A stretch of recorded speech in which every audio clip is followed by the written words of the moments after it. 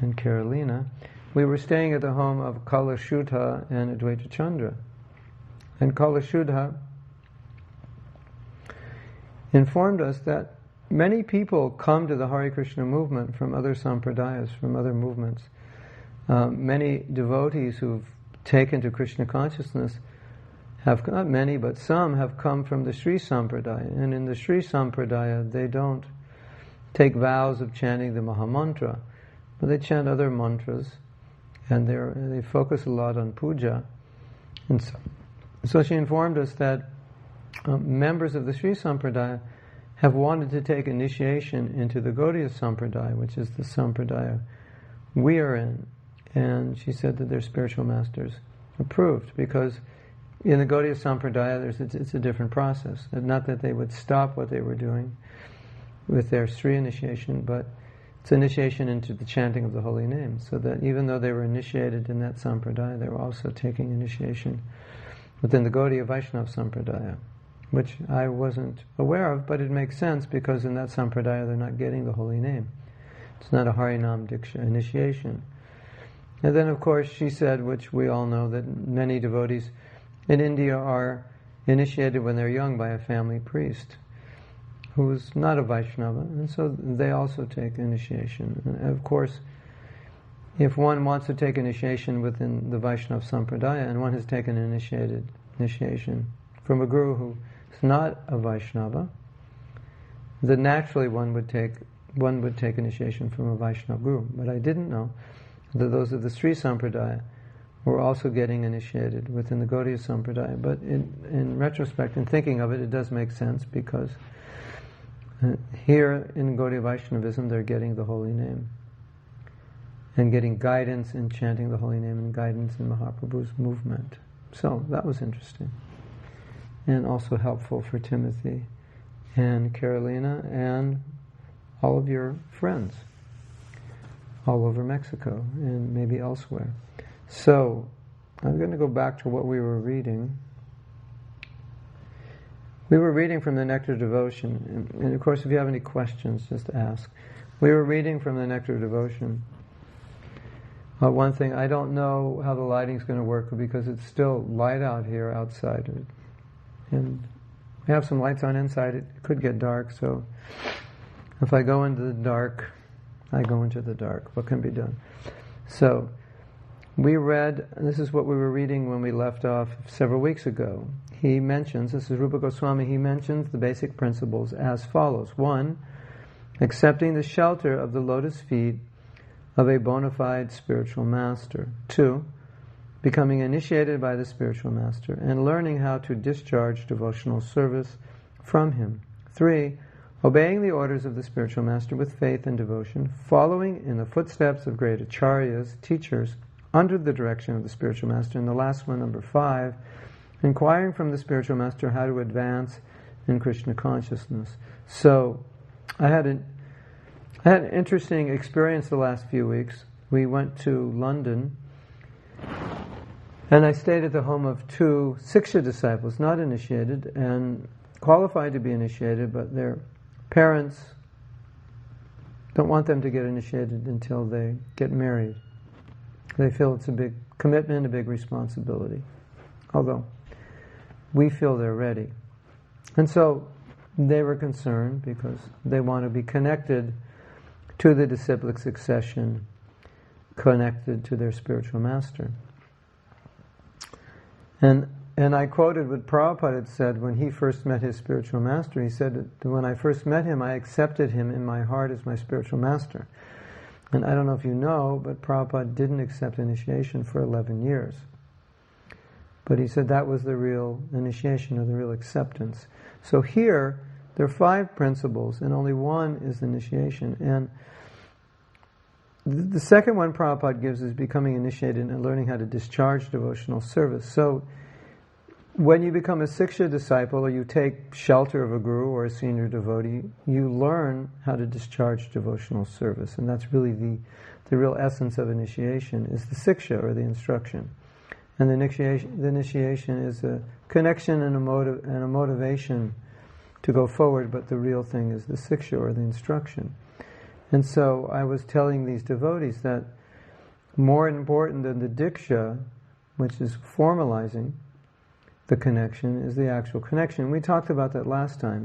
What are you formalizing? It has to be something there to formalize. But just relating to you my experience from the position of a spiritual master, and how I experience the relationship with disciples, that the initiation it's not the real thing. But of course, the spiritual master is accepting the disciple, and the disciple is accepting the spiritual master, but actually that's already happened. So now it's formalizing. So that was just my experience, that in being with them and then doing this initiation, that the real thing is not the initiation, but the real thing is what goes on in the heart. And over again I've seen in my life as a devotee, I've observed this very clearly, that the disciple who's dedicated to a spiritual master always does well in Krishna consciousness, and it doesn't really depend so much on the level or who the spiritual master is, but it really depends on the attitude of the disciple. Of course, you can say that the disciple may not have the right attitude unless he has faith in the spiritual master, so the choice of who his spiritual master should be is important. And I'm not saying it isn't. I don't want to minimize that.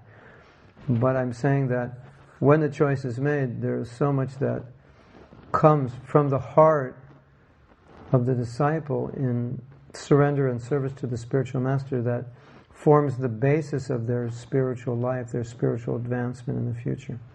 Now, if you go to the third one, obeying the orders of the spiritual master with faith and devotion. So these are very similar, accepting the shelter of the lotus feet of the spiritual master. Well, Prabhupada was asked, what does it mean, taking shelter of the feet? Well, we say, I bow down to your feet, or in the dust of your feet. And Prabhupada said that means the instructions. Taking shelter of the instructions, which means, of course, following the instructions. So the second one, becoming initiated and learning how to discharge devotional service. Becoming initiated technically means now you will give yourself to the guidance of the spiritual master. That's really what it means. So if you've already given yourself to the guidance, even if you're not officially initiated, you're really fulfilling number 2, because you're learning how to discharge devotional service. And Prabhupada defined initiation. He said, now I give myself to the spiritual master, and I agree to be trained by him under his direction, not to be independent. So that's what number 2 means. I'm not independent. Just like there's so many instructions that Srila Prabhupada gives us, and a lot of these instructions, not a lot, but some may be instructions we're not inclined to follow. We don't naturally want to follow them. Our conditioning, our upbringing goes against the grain of those instructions, but because the instructions are there, we follow them. So that means we're giving up our independence to act any way we feel like.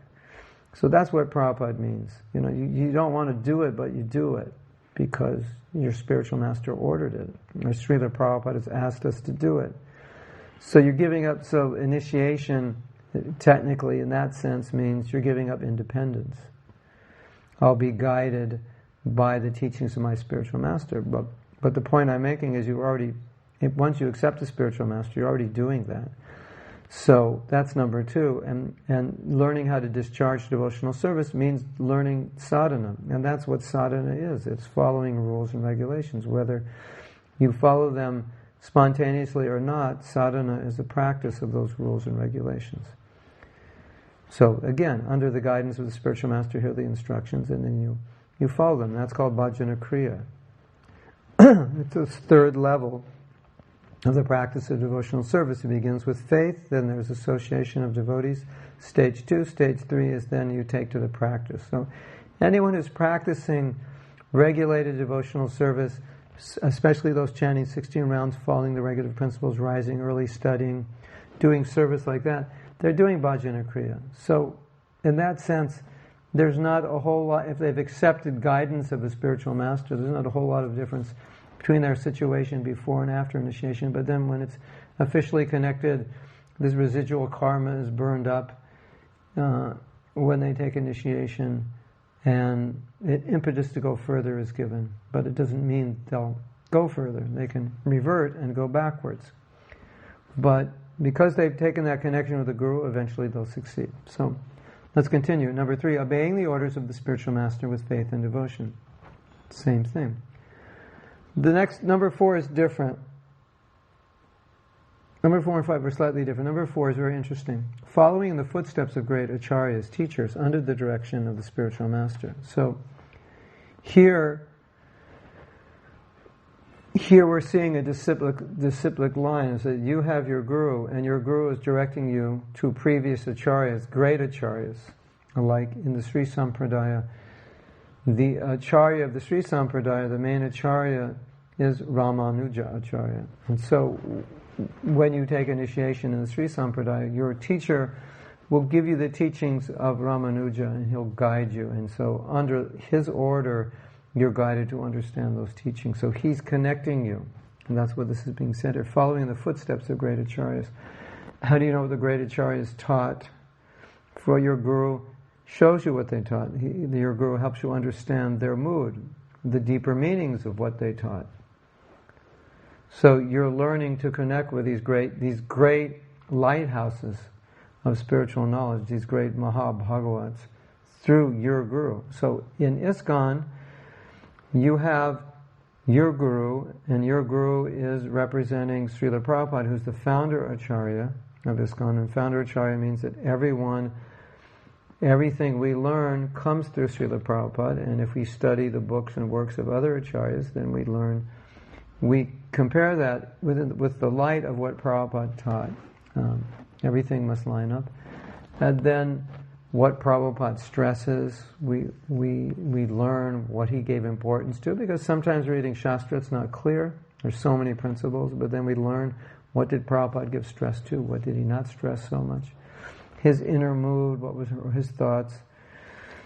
This we learn from our spiritual masters. So we're all connecting to Srila Prabhupada, and we do it through our spiritual master. And practically speaking, that particularly if you're a spiritual master as a disciple of Prabhupada, then it's a great advantage for you, because you have a spiritual master who was there during Prabhupada's time and knows him well, knows his mood, and can help you better understand what Srila Prabhupada taught. And it's interesting in our line that sometimes an acharya like Rupa Goswami would write a book, and then sometimes he himself would write a commentary on his own book, which is kind of interesting. I don't know if that happens today. Here's the book, but then the book could be difficult to understand, or all of it could be difficult to understand, and so then he writes a commentary, a sequel, so to speak. Or sometimes another acharya will write a commentary on that book. So that happens also. So Prabhupada, we are, in a sense, everything we write are commentaries on what Prabhupada taught us. We're expanding upon what he taught. I just turned 20. So those who understand best what he taught can explain it best. So it doesn't mean we don't have direct access to Prabhupada, that we have to go through our spiritual master. No, Prabhupada gave us his books, and all his audio is available. But at the same time, we understand that the spiritual master, his service is to clarify. He's representing Prabhupada. So, you don't have qualification, you'll following in the footsteps of great acharyas, we can say here, following in the footsteps of Srila Prabhupada, under the direction of the spiritual master. You're under the direction of your spiritual master. And number 5, inquiring from the spiritual master how to advance in Krishna consciousness. So this is... Krishna, please help me. This is interesting, because... So he said that way... That's if how you become Krishna one time, you always get guidance and help. Devotee asked Prabhupada, he said, well, in Shastra it says we should inquire from the spiritual master, Bhagavad Gita, Tadvidi Pranipati.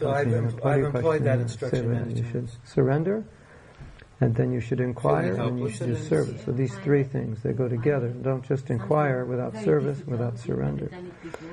And so they asked Prabhupada, well, how do we do that? Because we're not always with you. And Prabhupada said that through my books, by reading my books, you're inquiring. But whether you're inquiring through the books, whether you're inquiring through another devotee in a class, whether you're inquiring through your spiritual master or a senior Vaishnava, the process of inquiry is fundamental to the connection with spiritual master, because if there's no inquiry, it means then one may not be desiring of advancement because one's not questioning how to progress further. So inquiry is meant to clarify the knowledge, clarify the practice, because as we clarify it, then we can perfect it, or slowly perfect it, or you have a goal, you want to go here. So you want to know how to get there. So you're asking questions, how do we get there? And if anybody ever asked Prabhupada a question which didn't show that was their intent, sometimes Prabhupada would ask, why are you asking that question? Sometimes he wouldn't answer it, or sometimes he would answer another question. In other words, the question they should have asked. And of course, people thought he didn't understand the question, but the truth was they didn't understand what question to ask, so Prabhupada was giving an answer to the question they should have asked. So, in other words, it's not that you question the Guru just for the sake of curiosity, for the sake of accumulating knowledge, but the basis is so you can go further in Krishna consciousness. Now, if you don't have a spiritual master, of course, anyone who comes to ISKCON has a spiritual master because they have Srila Prabhupada. But if you haven't found a spiritual master, or you're just a soul lost in the world, you're not even connected with any spiritual movement, how do you find a spiritual master? And the same thing is there, the sincerity to understand the truth and the sincerity to perfect oneself. That's the requirement. And a lot of times you meet people, and people are on different levels of spiritual advancement, and you're trying to help them. But you understand that some people are more ready than others, and some you give a lot of energy to help, but they don't go far. And other people, just a little bit, they go very far, because they're at a stage in their life, or their spiritual progress in this life, they're at a stage where they're just ready. So everything you say is like putting a match in dry grass. And so Krishna then, he brings those people to a spiritual master because they need it, because they want it. And so then when you connect with the spiritual master, he takes charge of your life. It's like a contract that he agrees to take you back to Godhead. And you have a contract and you agree to serve him. So that's a reciprocation of Krishna to the sincere person. And we also understand, because the spiritual master is the via media, so Krishna is sending himself to a disciple, to a devotee, he's sending himself in the form of the spiritual master. And so whenever we see people that are misguided grossly or slightly, or having difficulty, or they've gone through different spiritual masters, it's only because of where they're at. And so Krishna's just reciprocating with their lack of intensity to find the truth. Maybe they're not ready for it. And so Krishna says, you're not ready, I won't give it to you. Or I'll give you somebody that you're ready for it, which may be someone who has a little bit of knowledge, or it may be someone who can't give you knowledge, but you believe he's giving you knowledge, but he isn't. So, because you're not ready for it, or that's all you want. A lot of gurus came to America during Prabhupada's time, and they were giving something, but they weren't giving everything, or maybe they didn't even have everything to give, or maybe they had it, but they thought people weren't ready for it. And so what we saw is a lot of people, not a lot, but some people would come to these gurus and follow their processes. And at a certain point, they'd say, is there more? Is there more? And actually, an interesting thing happened. I don't know if everybody knows, but there were people coming to Maharishi Mahesh Yogi, and they asked that question: is there more? Can you give us more? And he said, well, if you want more, then go to Bhaktivedanta Swami. He's giving the highest thing. And so some people went.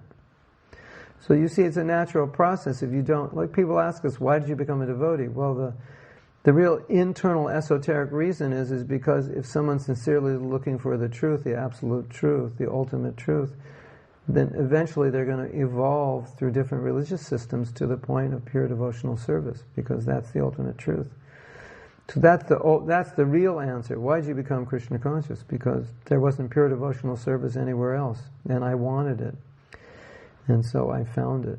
So the people who stay with gurus who are not giving them pure devotional service, generally they don't want it, and if they do, they'll inquire, how can I go further? And so that's one example of it.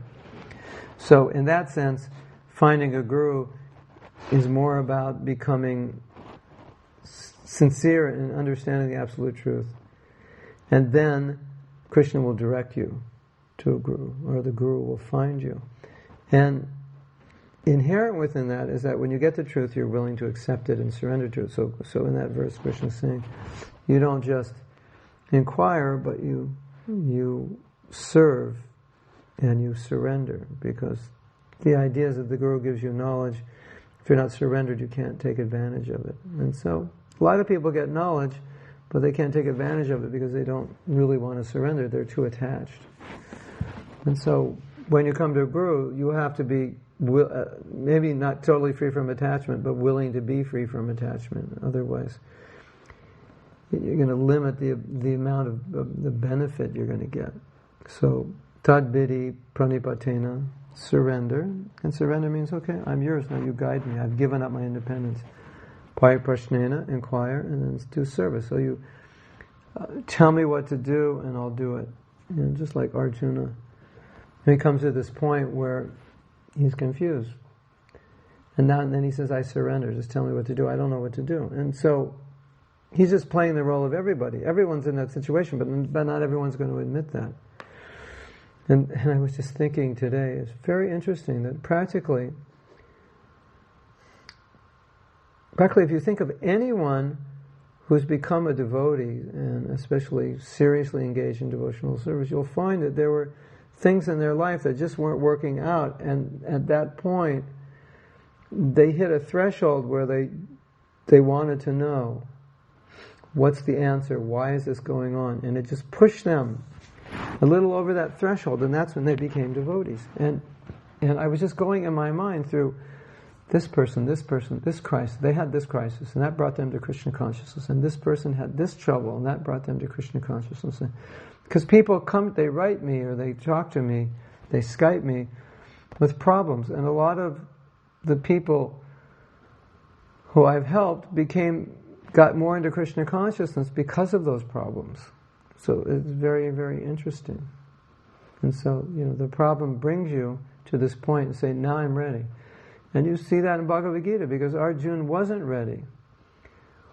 And he didn't want to fight, but his anxiety levels got so intense that he couldn't resolve the problem himself. So it's that anxiety, that frustration, the problems we have, it brings a person to say, okay, now, saritam mam papanam, I'm ready to become your disciple and surrender into you. So that's what it means to be a disciple. Okay, all right. And then in the Bhagavad Gita, Prabhupada says that, Krishna and Arjuna are friends, but at that point, he didn't know what to do, and he told Krishna what he wanted to do, which was to leave the battle. And Krishna said, for different reasons, that's not going to work. This is not your nature. Plus, look at you right now, you're a mess. So we have to resolve this fact that you're not thinking properly. And so, comes to this point where he says, okay, now I'm surrendered. I'll do whatever you say. So then Prabhupada said, that's the point where one takes a guru. Because now, he said, Krishna and Arjuna are friends, but now the talks get serious. Because Arjuna is surrendering. So, that's what it means. When you say surrender, well, you're surrendering through a person, and the person's guiding you. And I've seen, as I was saying before, I've seen how well devotees do when they have that attitude of surrender to their guru. It's just, this is what my guru wants. And they give up their selfishness. They give up attachments. They're able to do things they don't want to do. They're able to do things, to give up things that they like. It's just amazing at how much power comes from that surrender to the instruction of the guru. And how much mercy that they get from the guru for doing that. And this way, so much advancement is being made. one time in our movement, the devotee had a dream, and in the dream, Prabhupada was speaking to all the previous acharyas, and he was giving them a report of his preaching, and he was saying, these people, they're not, they're very fallen, they're not very spiritual. It's very difficult for them, he said, but they have one quality, and the one quality is they'll do whatever I say. They have this faith in me. And this surrender. And the devotee went to Prabhupada and said, I had this dream, is it true? And Prabhupada said, yes. So, it's through that faith in the Guru, a person who's living, you can serve, and the faith in the great Acharya, and his instructions, and other Acharyas, that gives this kind of empowerment that otherwise we wouldn't have, or otherwise it would take us years or lifetimes to become advanced. And advancement doesn't just mean purity, advancement means love and devotion. And that love and devotion is initially, it manifests with Guru and disciples. So I'm going to go back. I'm not actually on the website. I'm going to go see if you have any questions. Okay. Prabhupada answers. Okay, where are we? The freedom of the four regular principles gives us freedom to live in Krishna consciousness, not die in the mode of ignorance. Shastras being constantly revealed. No inquiry equals no answers. Well, that had absolutely nothing to do with what I was saying. But anyway, maybe nothing to do. So we're good. I can keep going. No. I can keep going, right? I guess it has something to do with what I'm saying. Oh yeah, it does. Because Rodrigo was saying, if you don't inquire, then you don't get any answers. Yeah, so that's good. So, yeah. And Shastra is being revealed by the sadhu. Yeah. Because Shastra is conversations of sadhus, and Shastra is being, through the acharyas, revealing the meaning of the Shastra. So, the sadhus, we say Guru, Sadhu, Shastra. So when we say sadhu, sadhu is Guru, all the teachers, and dharmasya tattvam vihitam guhaya. The truth of dharma is hidden within the heart of the sadhus. That you can't really understand Shastra without the sadhu. So the Shastra is passive, but when the sadhus explain it, it becomes alive, active, and it's important because it's easy to misunderstand Shastra, definitely. And so the sadhus are there to edify, to bring out deeper realizations. Prabhupada once said, without his purports, you wouldn't understand the Gita. So, okay. I'm going to go back reading, if there's no question, because I'm reading from something. Something else that I've realized, and that even amongst God brothers and God sisters, we have senior God brothers, you have senior God sisters who are more advanced, wiser, more learned, and so they also act as a kind of Siksha Guru. Because you see, in the beginning of our movement, Prabhupada always entrusted his older disciples with the task of educating and taking care of the younger disciples. And we're only talking a few years older. But that process of them kind of taking an unofficial position of a guru was there in the very beginning, and the practice of accepting authority, giving respect to authority, giving respect to senior devotees, to leaders within the organization who held positions, temple presidents, GBC, like that. It was Prabhupada very strongly instilled that system. So the idea is wherever you can get Krishna consciousness, whoever has realization that can uplift you, whoever has understanding that can help you go further in your bhakti, then you accept that. So when we talk about association of devotees, that it's all intricately wound up in this concept of siksha. Now, it doesn't mean one's god brother may not be the one you take shelter of and say, just surrender like your guru. But at the same time, it doesn't mean that you avoid the person and say, well, he's just a god brother. What does he have to give me? But you can recognize certain god brothers are very advanced and they can give you a lot. And we've seen that within our organization, that some of the very, very advanced devotees have become shelter for many of their god brothers just because of their knowledge, their realization, their intelligence. So that's part of the process. And I've spoken in the past about another principle which I believe is extremely important, and I emphasize this as much as possible, which is getting guidance from a person who wants to give you guidance and take care of you. So we have, seeing now in ISKCON, we have counselor systems in some places, or mentor systems, where a senior devotee sort of takes responsibility for the spiritual advancement of a junior devotee, which is exactly what a spiritual master does. So it's done in an official way, because there's a formal relationship that I'll be your coach, your mentor, your counselor. And so all your problems, all your difficulties, you'll come to me, and through different stages of life will help guide you. So it's very important and very, very beneficial, because then you're not traversing the material terrain on your own. And that's the principle of Guru, that there's this guide who can put you on the path and see you forward.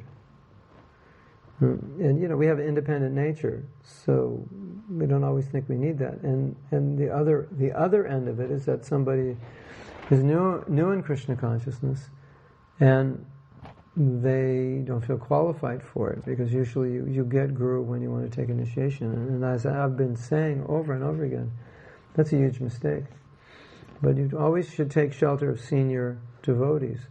You can have a Guru even if you're not qualified, because the Guru is helping you, and gradually, as you develop a relationship, then he or she can help you more and more. And as the affection grows because of the relationship, you find it becomes easier to surrender, because you're surrendering to a person.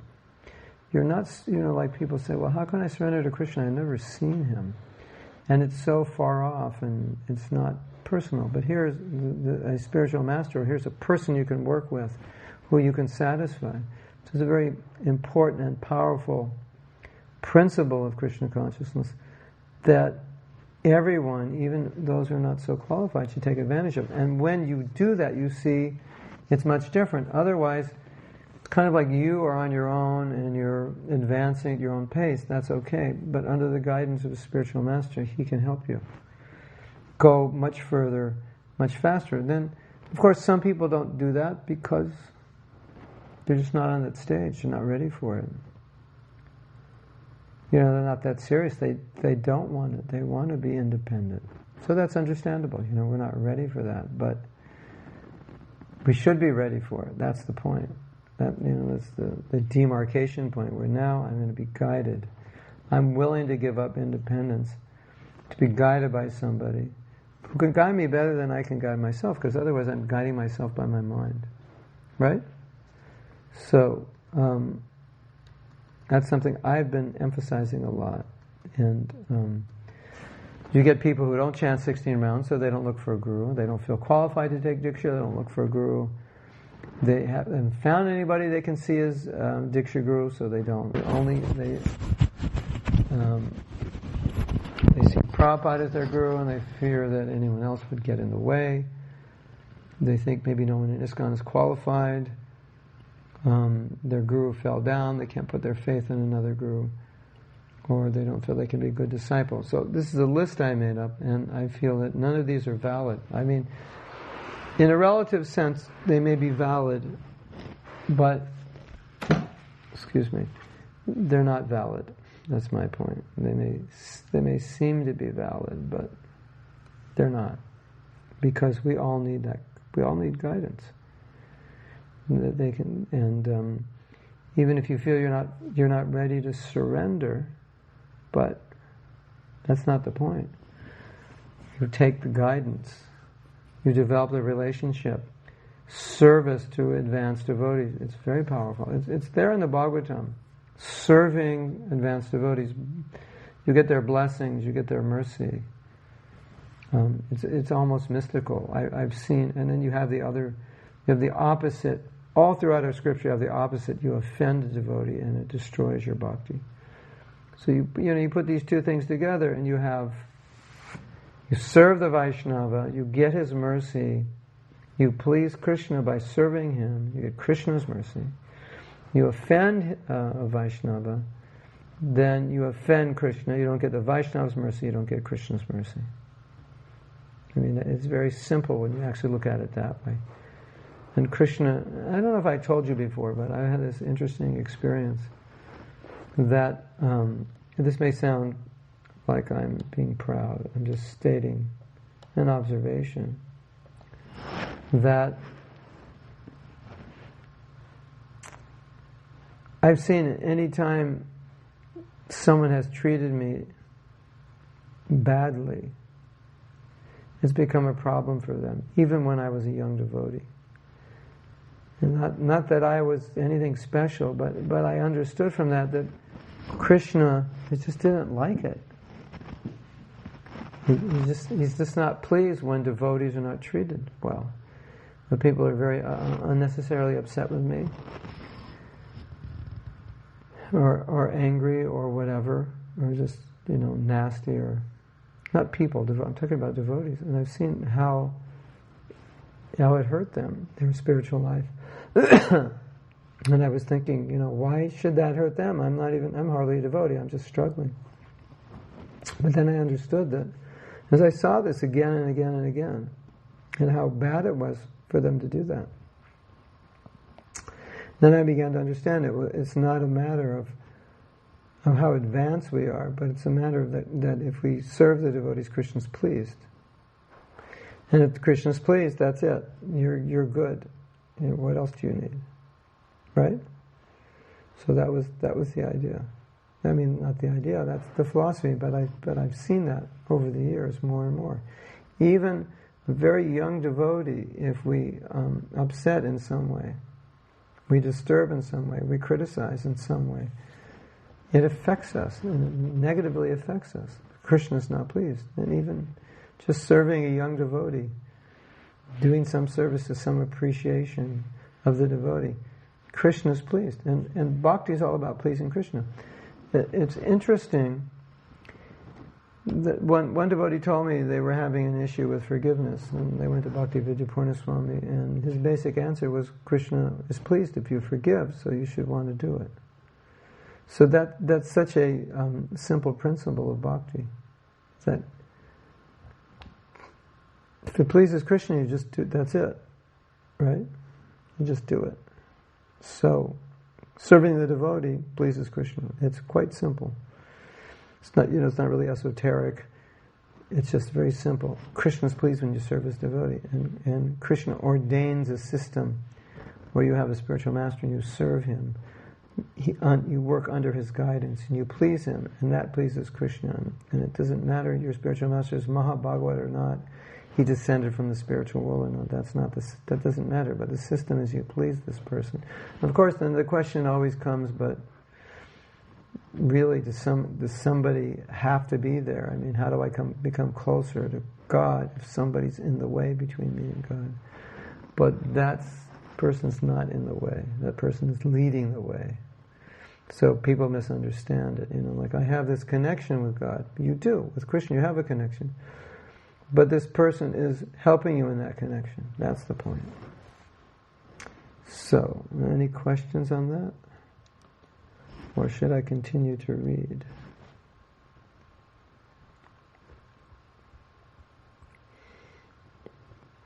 I actually go over this list and explain what's wrong with it. But before I do, I want to see if anyone has any questions to keep me awake. Pallavi, is anybody on Krishna.com with questions? She doesn't know. You do know? You don't know? Okay. I'll give you a minute. 59, 58, no. Okay, no one. They're all absent. They're all hiding somewhere. Or nobody's there. We lost everybody. If I don't do a class for a couple of Tuesdays, everybody forgets. It's amazing. The Shakti that they have, they just forget.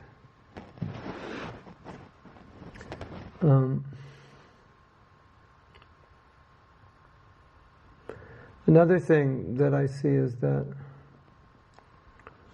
when a person is interested in advancing in Krishna consciousness, you see as their sincerity goes up, as their intention to become purified goes up. You can see this right in people from the very beginning.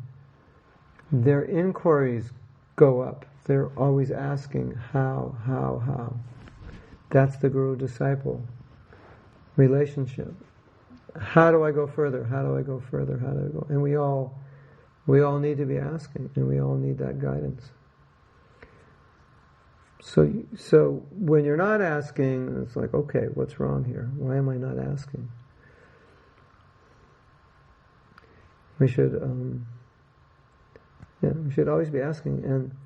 And I remember once Prabhupada was in Mauritius, and the Mauritians asked a lot of questions, and he really liked it because the questions were good, they were intelligent, and so he really appreciated that. And so Prabhupada has written in the Bhagavatam, he said that when the disciple is asking so many wonderful questions, the spiritual master becomes enlivened by the question and by the sincerity of the disciple. And often it's the sincerity of the disciple to advance that brings the knowledge out of the spiritual master, because the spiritual master is transparent via media, and the disciple is inquiring and showing their need in terms of what they require to advance further, what understandings they require. So it extracts it out of the spiritual master, and sometimes the spiritual master will say things that he himself never said before, because the disciple is pulling it out of him. It's a very interesting relationship. And so spiritual master or any preacher, Krishna is using them to reciprocate with the sincerity of the person who's inquiring, to fulfill the needs of that person, because they want it. They have a necessity to advance further, and so it extracts more and more realization and knowledge from the spiritual master. So that's how the relationship goes. And it's like churning the ocean of nectar. And so what we see also is that when the audience is eager to hear, then it will extract so much from the teacher. So many more realizations will come, so much more nectar will come than would come from an audience which is not so eager. And that's this word eagerness. It's there in many places in Shastra, but it's in one place it's there in terms of hearing. Eager to hear. And Prabhupada, he tells how when he was young, a man, and he was several times with Bhaktisiddhanta. And so there's one story when they were doing parikrama and they were with Bhaktisiddhanta, and the announcement was that Srila Bhaktisiddhanta tonight will be giving darshan or giving class, and tonight we're also going to such and such temple. And Prabhupada thought, if I go to such and such temple, what will I see? I'll just see with my naked eye. I won't really see the deity. I'd rather hear from my spiritual master. It's a special opportunity. So Prabhupada said that he always would hear from a spiritual master. That was always his first choice. And he said that Bhaktisiddhanta said, when Prabhupada was finally recommended for initiation, and Bhaktisiddhanta said, yes, he is qualified, I've noted. He likes to hear, he doesn't go away. So that was, that's a real qualification, eagerness to hear, because eagerness to hear means you're eager to advance. Otherwise, what are you hearing about? You're hearing how to advance, becoming purified. So eagerness to hear is, I'm sitting on the floor here. I keep moving around, but what can we do? Now I have to move the camera up. a bit because I moved up. Yeah, so eagerness to hear is fantastic. It's a good sign. And then as the devotee advances, becomes more eager to hear, more eager to inquire. And you think, well, if I'm advanced, why would I inquire? No, you inquire more. Because there's always more to learn, more to understand. And that's the process. And you inquire from a person who's qualified. All right, now we're going to go back and see if you have anything. Let's see. Okay. It's just me there. Oh, nobody in Krishna.com. I think they logged on here. Okay. Humble pranams to you also, Krishna Kirtan. I like this because serving my spiritual master makes my spiritual life seem real and not something artificial. Yeah, it's very special. See, Prabhupada had a mission, and so he came, and basically he said, I'm giving you the mission of my spiritual master. And it's your mission, it's my mission. You're my disciples, I give you that mission. And then the disciples of Prabhupada, they give their disciples that mission. And it's real. It's very real, and it's very. It's really the basis. It's so important, so you can't minimize it. And devotees who had, could intimately serve Prabhupada or intimately serve their spiritual master. It's very special. I mean, of course, we're all serving Prabhupada, and directly or indirectly, we're all serving our spiritual master. But if there's opportunity to serve directly, that's very special. It's very satisfying.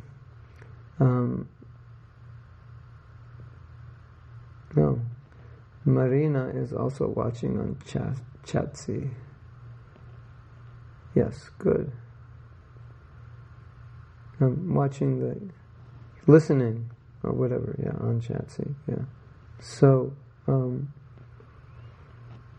and, the other thing is that Krishna is easily pleased by pleasing his devotee. So he really makes it easy for us. And then the other thing is that the path is drawn out, because the spiritual master draws it out, so you don't have to speculate. And Bhagavatam says when you please the spiritual master, then the result is it results in an affinity for hearing about Krishna. And it results in blessings. And when you get blessings, what happens is you make much more advancement than you could ever make on your own. So in a sense, you could say you're serving to get blessings, and then by those blessings, it's like a rocket ship. You're transgressing the gravitational pull of Maya by the blessings of the Vaishnavas, blessings of the spiritual master, through pleasing them. And even if they are not giving their direct blessings, by pleasing them, Krishna automatically arranges for those blessings. And then when the blessings are there, everything's successful. Then that's perfect. You don't have to worry when you have the blessings. So, there's some more kata here. I haven't been initiated yet. I'm diabetic, type 1, and I want to live in a temple. Take shelter of spiritual master. I have several illnesses, as a matter of fact. Don't know how I would be able to manage my medical needs and beyond. You'd have to... I think the first thing you'd want to do is, get yourself up to being able to chant 64 rounds a day. Not 64, I'm sorry, 16, and following the principles. Another option is live near a temple, if you can't live in it because of your needs. Live close, across the street, on the street, down the street.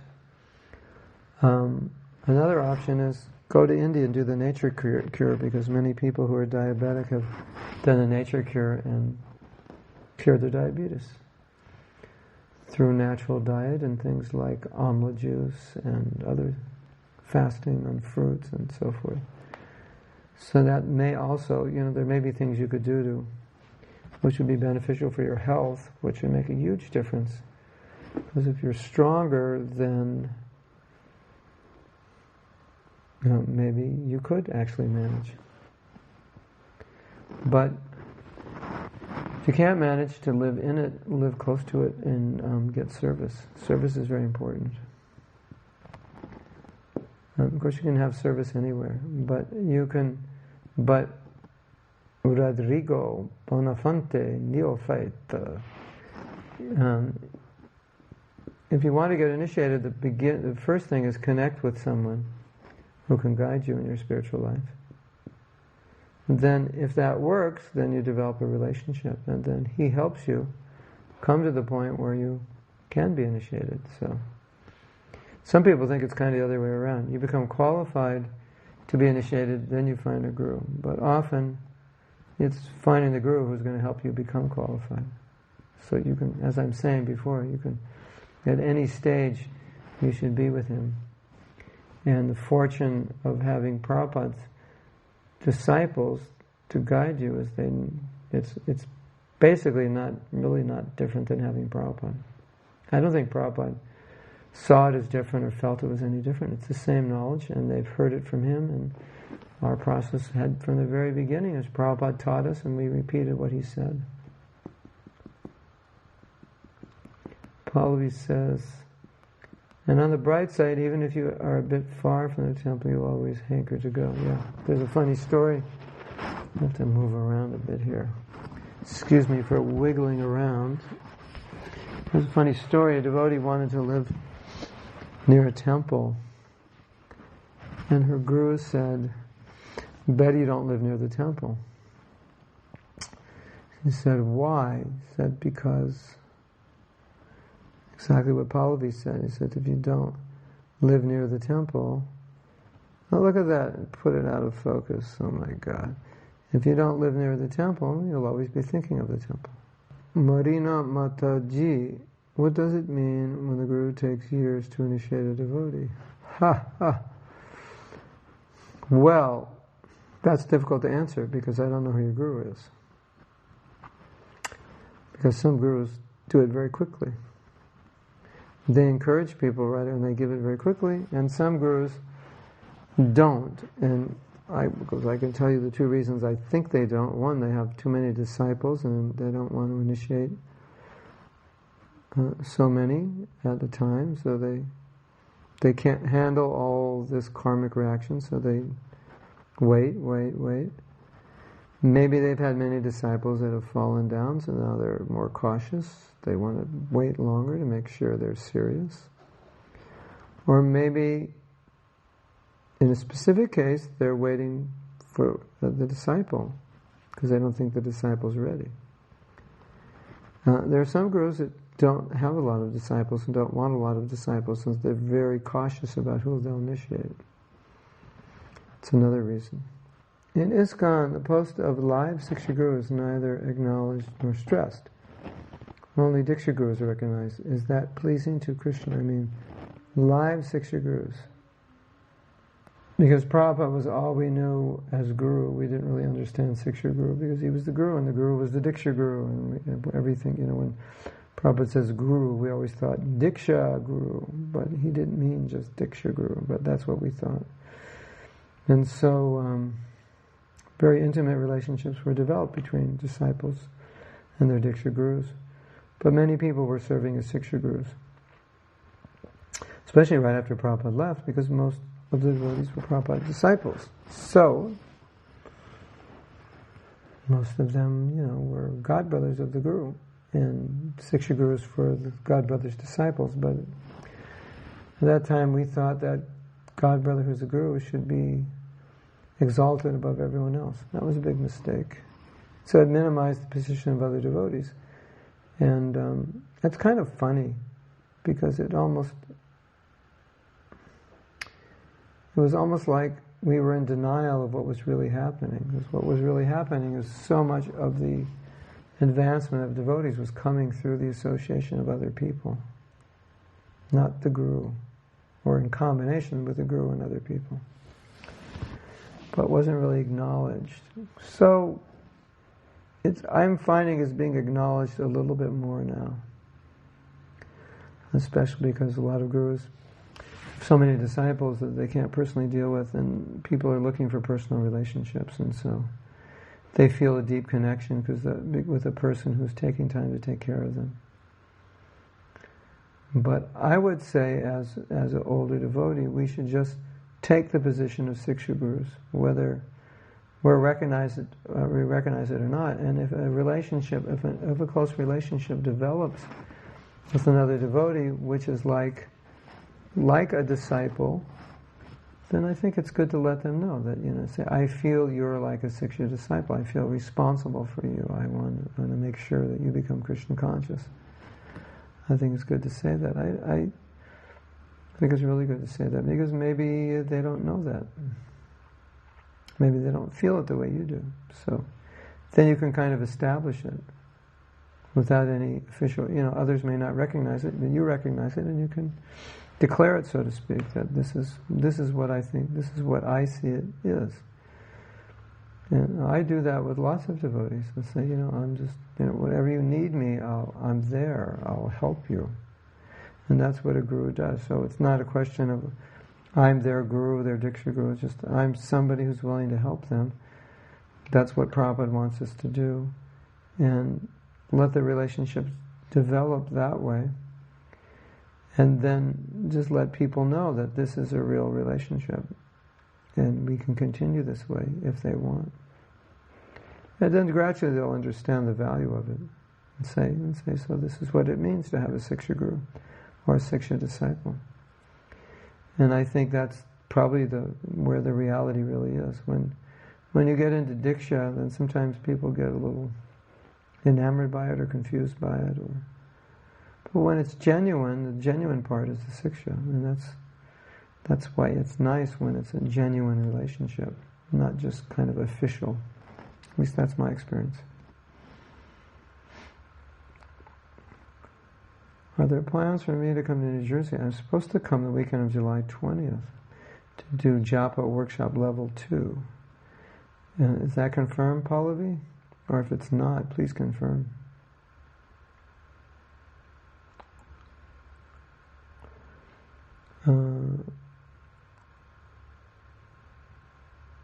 Monikant says it's because of Mercury is going retrograde after 2 days. Why? My picture's getting cloudy?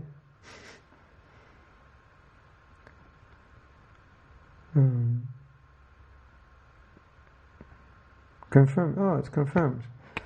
Everyone who wants to come to a Japa workshop level 2, you can come even if you haven't come to number 1. You can come to New Jersey the July 20th weekend in Tuwako. Oh, cool. Yeah, all right. Fantastic. Stupendous. Super. Okay. I'm ready to go to sleep. Being overworked and underpaid. Well, actually I'm paid in mercy, so I'm overpaid. And then I should say I'm underworked and overpaid. That's really, you want to hear a funny story. Prabhupada, 1 in the morning, he calls a servant and he says, bring so-and-so. So he wakes up so-and-so. And Prabhupada said, what are you doing? You would think Prabhupada would know, and he wouldn't have to ask the question, what are you doing? But he was making a point. What are you doing? He said, I was sleeping, Prabhupada. Kind of like, of course I was sleeping. And Prabhupada said, why are you sleeping? Well, Prabhupada, I'm tired. It's 1 o'clock. He said, I am up writing books. Why aren't you up writing books? Oh, Prabhupada, you're a pure devotee and I'm not. Why are you not a pure devotee? So, we can't say we're overworked. We always have to say we're underworked and overpaid. Okay? So, thank you for coming.